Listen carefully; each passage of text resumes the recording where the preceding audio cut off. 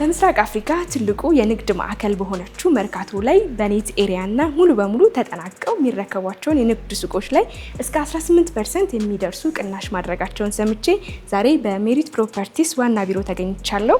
ያሉትን የካሬ አማራጮች፣ ዋጋውን እንዲሁም ያከፋፈል ሂደቱን ሙሉ መረጃውን ወደ እናንተ እያደረስኩ ቆይታ ማደርገው እኔ ኤደን ነኝ። ቻናላችን ደግሞ ገበያ ዞን ነው። ሰብስክራይብ እያደረጋችሁ አብራችሁ ቆዩ። አንዱን ቢዝነስ ጀምረሽበት ሶስቱን ብታከራይ ቢዝነስሽን ራሱን የሚደጉምበት አማራጭ ነውና እኛ በምንሸጥበት ዋጋ ቁልፍ የሚሸጥበት ቦታ ላይ ነው እንግዲህ ደንበኞችን የሱቅ ባለቤት እያደረግናቸው ላይም ደግሞ ተጣርቶ በኔት ካሬ ወይም በተጣራ ካሬ በሚባል ደረጃ ነው።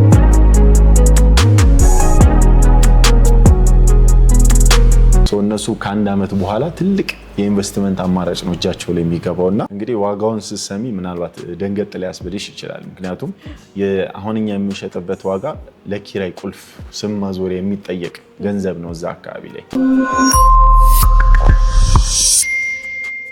ሰላም፣ እንዴት አለክ? እንዴት ነሽ? አለን ይመስገን።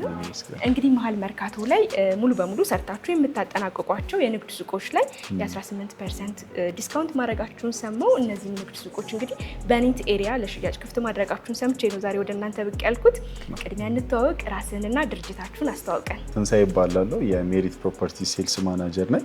ያው ቅድም አንቺ እንዳልሽው እንግዲህ መሀል መርካቶ ላይ ነው ንግድ ማዕከል። ይህንን በሚመስል መልኩ እንግዲህ ለሽያጭ ያወጣ ነው ማለት ነው። ያው እዚህ ላይ ለየት የሚያደርገው ነገር ቅድም አንቺ መግቢያሽ ላይ ብለሽዋል። ስፔሻሊ በቶሎ ለሚመጡ ደንበኞቻችን ከፍተኛ የሆነ ቅናሾችን አዘጋጅተናል። በዛ ላይ በኔት ካሬ እየሸጥን ነው የምንገኘው። እንግዲህ ይመስለኛል የንግድ ማዕከሉ ተሰርቶ ሲያልቅ ይሄን ነው የሚመስለው። እንደምታዩ እንግዲህ አጠቃላይ 6700 ካሬ ላይ ነው የሚያርፈው። ሙሉ ቢውልት አፕ ኤሪያው ነው። በአራቱም ሳይዶች እንደምትመለከቻቸው በአራቱም ሳይዶች ዋና የሚባሉ አስፋልቶች ነው የሚያገኙት። ንግድ ሱቅ ደግሞ በባህሪው እይታን ይፈልጋል። ያ ማለት በአንድ ህንፃ ወይም በሌሎች ህንፃዎች የመከለል እድል አይኖረው። በየትኛውም ሳይድ ላይ ደንበኞች እዚህ ላይ ሱቆውን ቢያደርጉ አንደኛ የመታየት እድል አላቸው። ሁለተኛ በእንቅስቃሴ መሀል ብዙ ሰዎችን ወደዚህ ህንፃ የመጋበዝ እድል ይኖረዋል ማለት ነው። በፓርኪንግም ስትመጪ ደግሞ በአራቱም ሳይዶች ተጨማሪ ይኖረዋል ማለት ነው። ይህንን ያካተተ እንግዲህ በአይነቱ ለየት ያለ በኢሮፕ ስታንዳርድ እየተገነባ ያለ የንግድ ማዕከል ነው ማለት ነው። እንግዲህ መርካቶ ሲባል በተለይ ለንግድ ከሎኬሽን አንጻር በጣም ተመራጭ ቦታ ነው እና እናንተ ይህንን ቦታ ስትመርጡ ከምን አንጻር የተለየ አድቫንቴጅ ይዛችሁ ቀርባችኋል? ኦኬ እንግዲህ ያው የሁሉም ሰው ስፔሻሊ በንግዱ ዓለም መሳተፍ የሚፈልጉ ሰዎች ልባቸው መርካቶ ላይ ነው ያለው ብለን እናምናለን። እኛ ደግሞ ሁሌ የምናዳምጠው የደንበኞቻችን ልብ ትርታ የት ነው የሚለውን ነገር ነው። ያንን ታሳቢ በማድረግ ነው እንግዲህ መርካቶ ላይ የመጣ ነው። እኛ ስንሸጥ ንግድ ማዕከሉን ብቻ ሳይሆን ገበያውንም ጭምር ነው እየሸጥንላቸው ያለ ነው ማለት ነው። ምክንያቱም መርካቶ ላይ መግባት ምን ያህል ከባድ እንደሆነ ታውቂዋለሽ። እኛ በምንሸጥበት ዋጋ ቁልፍ የሚሸጥበት ቦታ ላይ ነው እንግዲህ ደንበኞችን የሱቅ ባለቤት እያደረግናቸው ላይም ደግሞ ተጣርቶ በኔት ካሬ ወይም በተጣራ ካሬ በሚባል ደረጃ እና ካሁን የመጡም ደንበኞቻችን በጣም የሚወዱልን ነገር ነውና ከዛ በመነሳት ነው እንግዲህ ዛሬ አንቺንም ወደ ቢሮአችን የጋበዝንሽ ማለት ነው። መልካም እንግዲህ መቼም መርካቶ ላይ ሱቅ ቢኖረኝ ብሎ የማይመኝ ሰው አለ ብዬ አላስብም። እናንተ አሁን ለሽያጭ ክፍት ያደረጋችኋቸውን የካሬ አማራጮች፣ ዋጋቸውን እንዲሁም ጠቅለል ያለ መረጃውን ለተመልካች እናድርስ። በጣም አሪፍ እንግዲህ አረፍ እንበልና በስፋት እናወራለን። መልካም እንግዲህ ስለ ሎኬሽኑ በደንብ ነግረኸኛል። መሀል መርካቶ ነው የሚገኘው። አብዛኞቻችን ወደ መርካቶ ለመገበያየት ስንሄድ በጣም እንደ ችግር እኔም በግል ያየሁትኝ ለብዙዎችም ችግር ነው ብዬ የማስበው የፓርኪንግ ቦታ ነው። እንግዲህ እናንተ አሁን ለሽያጭ ክፍት ያደረጋችሁት አዲሱ ሞላችሁ በዚህ ጉዳይ ምን መፍትሄ ይዞ ቀርቧል? እንግዲህ ይሄ ሞል ቅድም እንደነገርኩሽ አጠቃላይ 6700 ካሬ ላይ ነው የሚያርፈው እና እንደ አጠቃላይ 2 ቤዝመንቶች አሉት። ያ ማለት ወደ 13000 ካሬ ላይ የሚደርስ የፓርኪንግ ቦታ ማለት ነው። ስለዚህ አንደኛው ትልቁ ነውና ዋነኛውን ነገር ነው ሶልቭ ያደረግንበት። ከእንደገና ከዛ ባለፈ አራቱም ሳይድ አስፋልት ነው የሚያገኘው። ልክ ከተክለ ሃይማኖት አደባባይ በቤተክርስቲያኑ በኩል አድርገሽ ወደ ጥቁር አንበሳ የሚወስደው መንገድ ወይም ወደ ሜክሲኮ የሚወስደው መንገድ ላይ ዋናው አስፋልት ያገኘዋል። ከዛ ባለፈ ደግሞ ከጥቁር አንበሳው አስፋልት ተነስተሽ እስከ ልደታ በሚወስድ በአቋራጭ የሚያስወጣ ቦታ አለ። ጎማ ቁጠባ ይባላል። በዛ በኩል ደግሞ ሁለተኛ አስፋልት ያገኘዋል። በእነዚህ በሁለቱ ቦታዎች ላይ ትልልቅ የሚባሉ አስፋልቱ ላይ ተያይዘው የሚገኙ ሌሎች የፓርኪንግ ማቆሚያዎችን ከእንደገና ደግሞ በውስጥ በኩል በሌላኛው መንገድ እኛ ራሳችን ያዘጋጀ ነው ለፓርኪንግ ብቻ ተብሎ የተዘጋጀች የውስጥ ለውስጥ ማቋረጫ መንገድ አለ። በጀርባ በኩል ደግሞ ወደ ቤዝመንት መግቢያ ነው። ስለዚህ በአራቱም በኩል የውጭ መኪና ማቆሚያ ያለው ከእንደገና ደግሞ 13000 ካሬ ላይ ያለ የቤዝመንት ስራዎች ተሰርተውለት ነው እንግዲህ የሚረከቡት ማለት ነው። ስለዚህ ሱቁን ሲገዙ አንድ ተጨማሪ ፓርኪንግ አገልግሎት ይኖራቸዋል። ስለዚህ 2 ቤዝመንት አርግተን እንገነባና ከዛ ከግራውንድ ተነስተን እስከ 4ኛ ፎቅ ድረስ ንግድ ማዕከሉን ይይዝና ይጠናቀቃል ህንጻው። ስለዚህ ህንጻው አጠቃላይ እስከ G+4 ድረስ ብቻ ነው የሚሄደው ማለት ነው። ከግራውንድ እስከ 3ኛ ፎቅ ሙሉ ለሙሉ ለንግድ የተዘጋጁ ናቸው። ለተለያዩ ቢዝነሶችን መስራት የሚችሉበት ሁኔታ አለ። ያው ቀደም አንቺም እንዳልሽው እንግዲህ መርካቶ ላይ አንድ ቦታ አቁመሽ ኦልሞስት እስከ 5 ኪሎ ሜትር ድረስ ተጉዘሽ ነው የምትገበያዩ። ፓርኪንግ ኦልሞስት በጣም ይሹ ነውና ስለዚህ እዛው ላይ መጥተው እኛ ጋር አቁመው እዛው ህንጻው ላይ የሚፈልጉትን ነገሮች ተገበያይተው አንደኛ የመኪናቸው ሴፍቲ ያም ስንል ደግሞ ከመሰረቅም ባለፈ አንድ መኪና ሊኖረውና ሊቆምበት የሚገባውን ኮንዲሽኖች ያሟሉ የኤር ኮንዲሽኒንግ ሲስተሞች አሉት። ሶ ያንንም አንድ ላይ የያዘ ህንፃ ነው። ምክንያቱም በኢሮፕ ስታንዳርድ ነው እየገነባ ነው ያለ ነው ማለት ነው። ከዛ ባለፈ ደግሞ ነጋዴውም ወይም ደግሞ ደንበኞች ሲያከራዩ በጥሩ ዋጋ እንዲከራየላቸው እነሱም ጥሩ ቢዝነሳቸው እንዲሄድ መርካቶ ላይ ሌላ ኢሹ አለ። ያ ማለት የስቶር ስለዚህ እኛ እዛው ህንፃው ላይ 4ኛ ፎቁ ሙሉ ለሙሉ ለስቶር ነው ያዘጋጀንላቸው። ስለዚህ በኪራይ ወይም በግዢ ደግሞ ቤዝመንት ላይ የተዘጋጁ አሉ፣ እንዲሁም ደግሞ 4ኛ ፎቅ ላይ ደግሞ እየተዘጋጁ ያሉ። ስለዚህ እዚህ ጋር ኦን ሲያደርጉ ሱቅ ስቶርም ከላይ ኦን አድርገው ወደዛው በማድረግ መጠቀም ይችላሉ። ያም ሲሆን ደግሞ የሊፍት ነገር ሊነሳ ይችላል። እኛ ጋር እንግዲህ ይሄ ካርጎ ሊፍት የሚባሉትን አዘጋጅተንላቸዋል። ስለዚህ አንድ መኪና ቤዝመንት ላይ ገብቶ እቃቸውን አውርደው እስከፈለጉት ፍሎር ድረስ እስከ 4ኛው ድረስ የሚሄዱ ትልልቅ በአቅም ደረጃ በጣም ብዙ ነገሮችን መሸከም የሚችሉ የካርጎ ሊፍት አለው። ስለዚህ ያለምንም ሀስል 3ኛ ፎቅ ላይ ያለ ሱቅ የሚፈልገውን እቃ መውሰድ ይችላል። ያም ሲሆን ደግሞ በተለያዩ አቅጣጫዎች ናቸው እነዚህ አቀማመጥ ላይ ያዘጋጀናቸው እና በየትኛውም አቅጣጫ ላይ ሱቃቸው ቢቀመጥ እዛ ድረስ ሊፍቷቸው አክሰስ ማድረግ የሚችልበት ሁኔታ ስላለ ከነዚህ ነገሮች እንግዲህ ስጋት ነፃ አድርገን ነው የምንሰጣቸው ንግድ ማዕከሉ ማለት ነው። በጣም ጥሩ። እንግዲህ እነዚህ አሚኒቲዎች ህንፃ ሞላችሁ ላይ መካተቱ በራሱ ለነጋዴውም ለገዢውም ነገሮችን ቀለል ያደርጋል ብዬ አስባለሁ። እዚህ ሞል ላይ የንግድ ሱቆችን ከስንት ካሬ ጀምሮ ለሽያጭ ክፍት አድርጋችኋል? እንግዲህ መርካቶ ላይ ይታወቃል በትንንሽ ካሬዎች ላይ ትልቅ ቢዝነሶች እንደሚሰሩ ማለት ነው። ያንን ታሳቢ በማድረግ እንደ ደንበኛው ፍላጎት በመነሻነት ከ11 ካሬ እንጀምራለን። በከፍተኛነት አሁን ላይ 32 ካሬ ነው የያዝነው። ነገር ግን ደንበኞች በሚፈልጉት ልክ ማስፋት የሚችሏቸው አማራጮች አሉ። ያ ማለት ሱቆችን በማቀላቀል እነሱ በሚፈልጉት ልክ እያሰፋንላቸው መሄድ የምንችልበት አማራጭ አለ ማለት ነው። ግን ብዙ ሰው ደግሞ አነስ ያለ ካሬን ይፈልጋል ብዬ አስባለሁ። ምክንያቱም በትንሽ ካሬ ላይ ትልልቅ ቢዝነሶች ራን መደረግ ስለሚችሉ 11 ካሬው በጣም ቆንጆ ነው። መግቢያችንም ላይ ብለናል እንግዲህ ኔት 11 ካሬ ነው። ያ ማለት ውስጥ ላይ ንጣፍ ኤሪያዋን ነው የምትይዘው ማለት ነው። የኮሊደር፣ የሊፍት፣ የደረጃ እንዲሁም ፓርኪንግ ታሳቢ አይደረግባቸው። እነዚህም በጠቅላላ ድርጅቱ እኛ ጋር ስለመጡ ከኛ ስለተገበያዩ በነፃ የሚሰጣቸው ናቸው ማለት ነው። ስለዚህ ፓርኪንግ እንደ ተጨማሪ ያገኛሉ። ሰፋፊ ኮሊደሮች አሏቸው።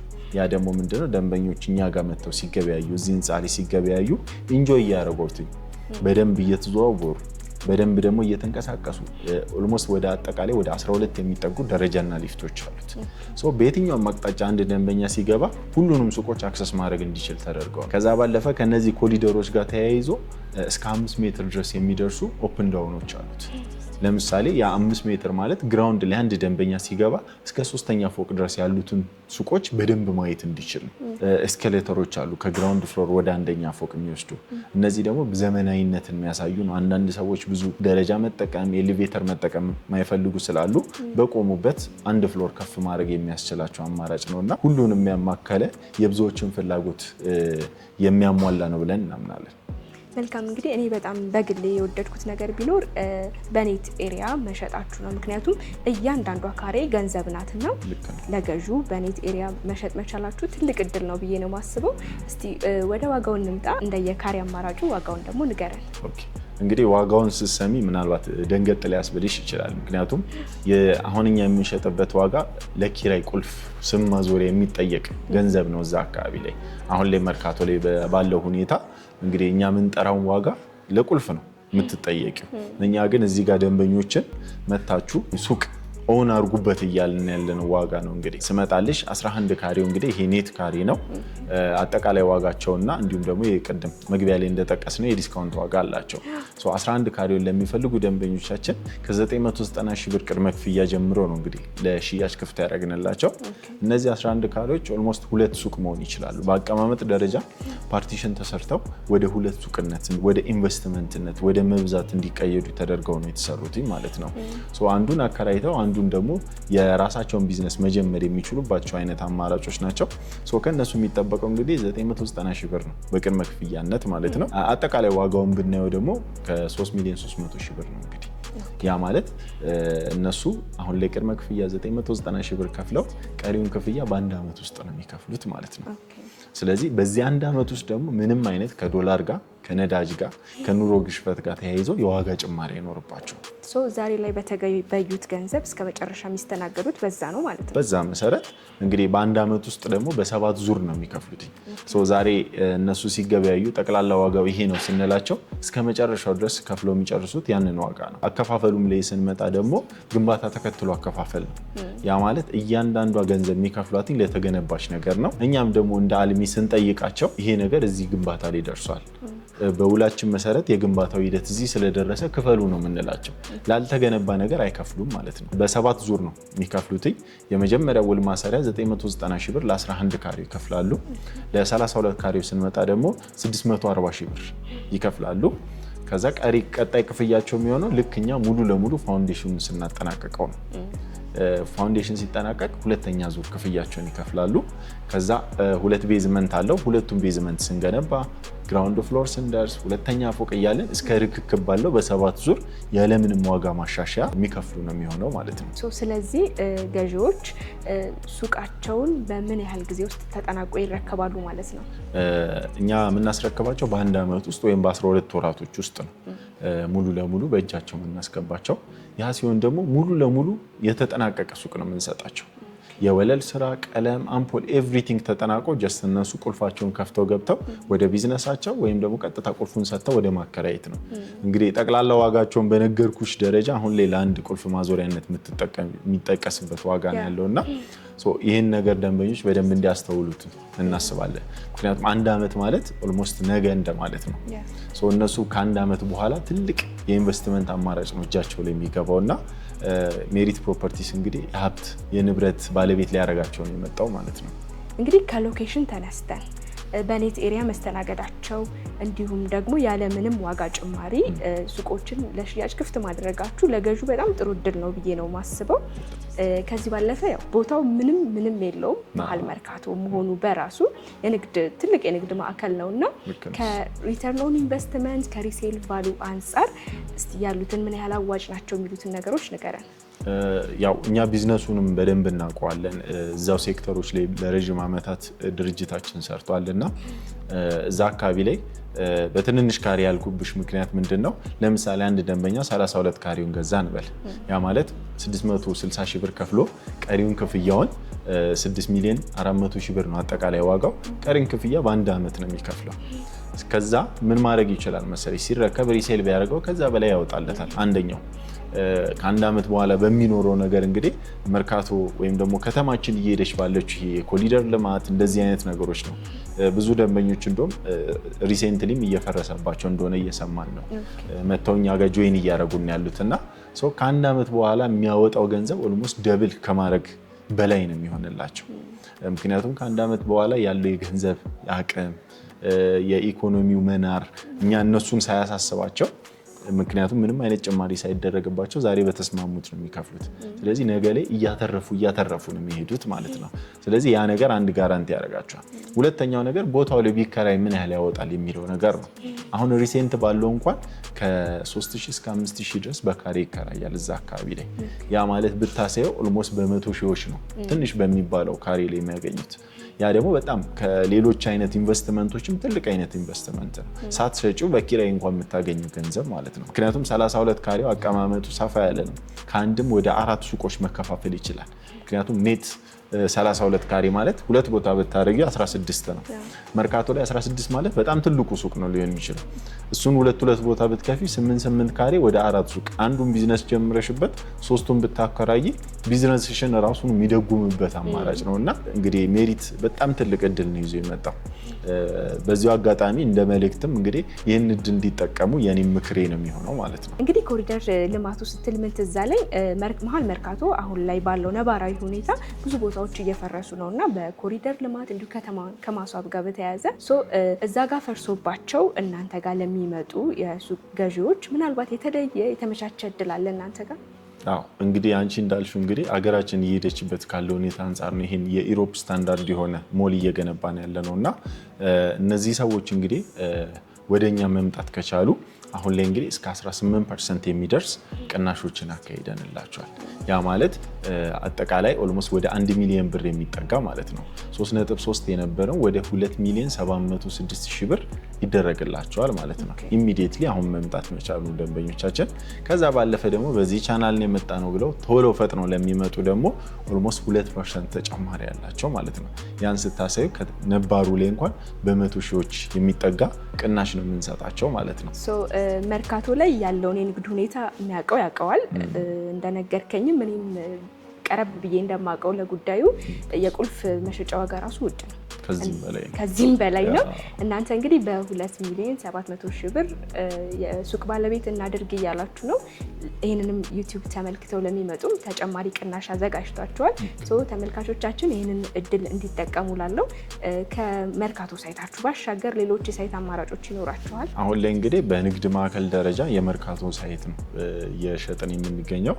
እንደ አማራጭ ደግሞ የዚህ ቻናል ተመልካች ሆነው አፓርትመንት እንፈልጋለን ለሚሉ ደንበኞቻችን በ4 ኪሎ እና በፒያሳ መካከል ወይም ደግሞ በፍሬንድሺፕ እና አራዳ ፓርክ መካከል የሚገኝ አንድ ቆንጆ ሳይት አለ። ኦልሞስት በሽያጭ ደረጃ አብዛኛውን ፐርሰንት ሸጠኗል። ግን የተወሰኑ የባለ 1 እና የባለ 2 መኝታ አማራጮች አሉንና እዛም ላይ መሳተፍ ለሚፈልጉ ቤት እንፈልጋለን ለሚሉ ደንበኞቻችን በተመሳሳይ እስከ 20% የሚደርስ ቅናሽ አለን። በባለ 1 መኝታችን ስንመጣ 49 ካሬ አማራጭ አለ። ባለ 2 መኝታ ደግሞ 80 እና 95 ካሬ አማራጭ አለው። ሁለቱም የፓርክ እይታ ያላቸው አማራጮች እንደ ደንበኛው ፍላጎት ወደ አራዳ ፓርክ እይታ ማየት የሚፈልግ እንዲሁም ደግሞ የፍሬንድሺፕ ፓርክን ማየት ለሚፈልጉ ደንበኞች በሁለት ፓርኮች መካከል እንዲሁም ደግሞ ወደ ፈለጉት የአዲስ አበባን አቅጣጫ ሙሉ አክሰስ ማድረግ የሚችሉበት ሰፊ የሆነ ሮድ አክሰስ ያለበት ሎኬሽን ላይ G+24 የሆነ ህንፃ እየገነባን እየሸጥን እንገኛለን። እንግዲህ ቤት ለሚፈልጉ ደንበኞቻችንም በዚሁ አጋጣሚ መምጣት ይችላሉ ማለት ነው። እንግዲህ ሜሊት ጋር ሲመጡ ምርጫው ሰፊ ነው። ሱቅም አፓርትመንቶችም አሉ። ልክ ነው። መልካም። ምናልባት ከሀገር ውጭም ያሉ ተመልካቾች እነዚህን ቤቶችም ሆኑ ሱቆችን ከእናንተ እንዴት ነው መገበያየት የሚችሉት? እንግዲህ እኛን ለማግኘት ከስር በምናስቀምጠው ስልክ ቁጥር ዋትሳፕ ሊሆን ይችላል፣ ቴሌግራም፣ እነዚህ በመሳሰሉ ሶሻል ሚዲያዎች ላይ ኮንታክት ቢያደርጉን ወይም ደግሞ ዳይሬክት ደውለውልን የሳይት ጉብኝት ማድረግ እንደሚችሉ በቂ መረጃ ደግሞ ወደ ቢሮአችን ጋብዘናቸው ያሉትን ነገሮች በደንብ ዲቴል ማየት እንዲችሉ እናደርጋለን። አሊያም ደግሞ ውጪ ሆነው ለምሳሌ ውክልና ወይም ተወካይ ካላቸው በተወካዮቻቸው ከሌላቸው ደግሞ እዛው ባሉበት ሆነው ቪዲዮ ኮሎችን እናመቻችላቸዋለን። በዛ መሰረት ሙሉ መረጃውን ወስደው ባሉበት በዲኤችኤል አግሪመንቶችን በማድረስ እነሱን ፈርመው አንድ እነሱ ጋር አስቀርተው አንዱን ለኛ በመላክ እንግዲህ ካሉበት ሆነው ከኛ ጋር ሱቅ መግዛት ይችላሉ፣ ቤት መግዛት ይችላሉ እና ይህን ነገር እንግዲህ በጣም ያቀላል ብዬ አስባለሁ። መልካም። እንግዲህ በተለይ የሱቅ አማራጩን ለእኛም ተመልካቾች የ20% ዲስካውንት ያደረጋችሁባቸውን ሱቆች ተመልካቾች ከቻሉ ሳይቱ ድረስ መጥተው አይተውት ከወደዱት እንዲገዙ መልእክቴ ነው። ስለሰጠህን ግልጽ ማብራሪያ ከልብ ነው የማመሰግነው። እኔም አመሰግናለሁ።